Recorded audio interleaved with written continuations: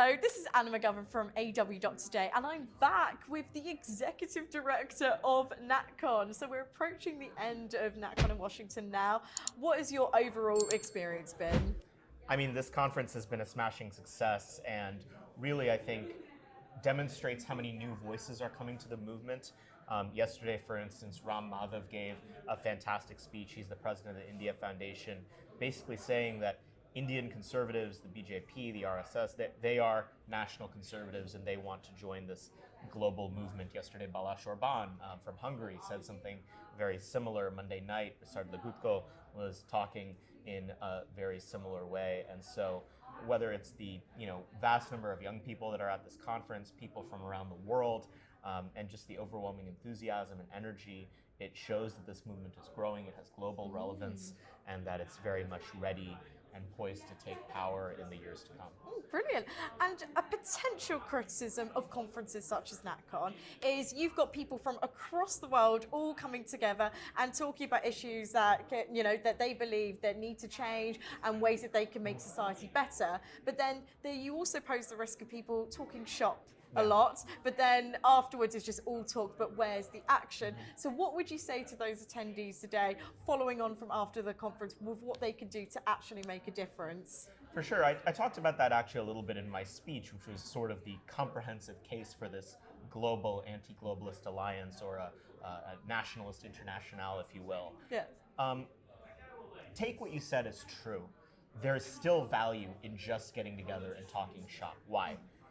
On stage, we get the opportunity to platform voices from around the world. From that, they draw new audiences, they draw prestige. It's a form of accolade and praise that they get for their contributions to their own countries. They get to compare notes. So when a Hungarian speaker talks about what they've done in Hungary, and an Indian speaker talks about what they've done in India, or an American talks about what they've done here in the United States, those are points of comparison and contrast that give people an understanding of what's working and what's not around the world. But I've always been a big believer that things that happen on stage at these conferences are maybe a plurality, maybe even a minority of what's really important. What's happening is the connections outside the doors of the audience room.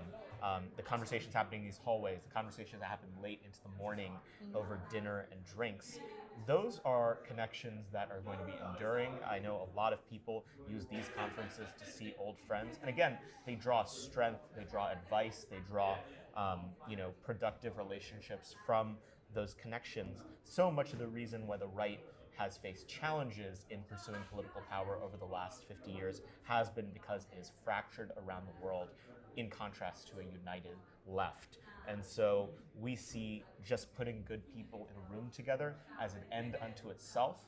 We don't have to orchestrate the precise actions and activities that come out of it to know that they are happening, because though this conference keeps getting bigger and bigger, this isn't just a motley crew of whoever happens to be in town.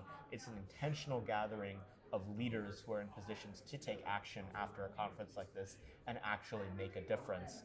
The little schemes and plots and plans that come out of this are going to be countless, and I'm excited to read about them 30 years from now when some left-wing journalist says, where did this grand right-wing conspiracy begin? Well, it began at the hotel bar at the Capitol Hilton on July 9th, 2024. It's going to be stories like that that are going to come out of the fruit that is being germinated at this conference. Brilliant. And then do you have a final message for our audience today? Yeah. Pay attention to what's happening at conferences like this. The mainstream media has two tendencies when it comes to the right. Either it ignores them when they are winning, or it catastrophizes them when they see them winning and start to want to scare people into opposing the right. The conversations happening at a conference like this, all of which are being published online at the National Conservatism YouTube channel, are incisive, they're philosophically rigorous, they're intelligent, and they're actually relatively straightforward and common sense ideas that unfortunately have been undermined and made toxic by the global left. People actually listen to these speeches and they come away with a very different impression. They would never admit it in public, but I've talked to many journalists over the years that have gotten into the habit of covering these conferences, and their minds have been changed, very left-wing traditional journalists. And so don't buy the press coverage that you see of events like this. Actually go to the horse's mouth to see what people are saying. Obviously, AW News' coverage is fantastic, but pay close attention to what is actually being said in these speeches, not just clips you might happen to see here or there. Brilliant. Thank you so much. That was fantastic. Thank you, Anna. Thank Thank you for being you. here. Subscribe to AW.today.